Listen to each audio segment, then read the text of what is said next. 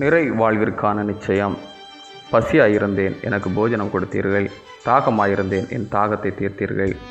அந்நியனாயிருந்தேன், என்னை சேர்த்து கொண்டீர்கள். வஸ்திரம் இல்லாதிருந்தேன், எனக்கு வஸ்திரம் கொடுத்தீர்கள். வியாதியாயிருந்தேன், என்னை விசாரிக்க வந்தீர்கள். காவலில் இருந்தேன், என்னை பார்க்க வந்தீர்கள் என்பார். மத்தேயு 25:35-36. இயேசு கிறிஸ்து எல்லா மனிதர்களையும் நியாயம் தீர்க்க வருவார். அப்போது தம் வலது பக்கத்தில் நிறுத்தப்பட்ட நல்லவர்களை பார்த்து அவர், நான் பசியாயிருந்தேன், நீங்கள் உணவு கொடுத்தீர்கள் என்று கூறுவார். ஆனால் இடப்பக்கத்தில் உள்ள கெட்டோரை பார்த்து, நான் பசியாயிருந்தேன், ஆனால் நீங்கள் எனக்கு உணவு கொடுக்கவில்லை என்பார். நேரடியாக இயேசுவுக்கு உணவு கொடுத்தோம் அல்லது உணவு கொடுக்கவில்லை என்பதல்ல இங்கே குறிக்கப்படும் பொருள்.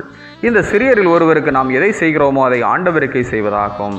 இந்த சிறியரில் ஒருவருக்கு நாம் எதை செய்யாமல் இருக்கிறோமோ அதை ஆண்டவருக்கே செய்யாமல் இருப்பதாகும். பசி, தாகம், அந்நியராயிருத்தல், வஸ்திரம் இல்லாதிருத்தல், வியாதி, காவலில் இருத்தல் போன்ற துன்பத்தில் இருப்போர் யாராயிருந்தாலும் அவர்கள் இயேசுவின் சகோதர சகோதரிகள் ஆவர். உண்ண உணவும் உடுக்க உடையும் இருக்க வீடும் இல்லாதோர் இன்றும் ஆயிரக்கணக்கானோர் காணப்படுகின்றனர். இயற்கை சீற்றம், போர் போன்ற பேரிடர்கள் காரணமாக அகதிகள் ஆவோரும் உண்டு. அநீதியாக ஒடுக்கப்படுவோர் உண்டு. சமூக அமைப்புகளால் அடிமைகள் போல நடத்தப்படுவோரும் உண்டு. இவர்களெல்லாம் நாம் அளிக்கின்ற உதவி என்ன? பிறரன்பு என்பது குறிப்பாக ஏழை எளியோர் மத்தியில் காண்பிக்கப்பட வேண்டும் என்னும் இயேசுவின் போதனையை நாம் கடைபிடித்தால் இறுதி நாளில் நமக்கு வழங்கப்படும் தீர்ப்பு நல்லதாக அமையும். நேர்மையாளர்கள் நிலைவாழ்வு பெற செல்வார்கள்.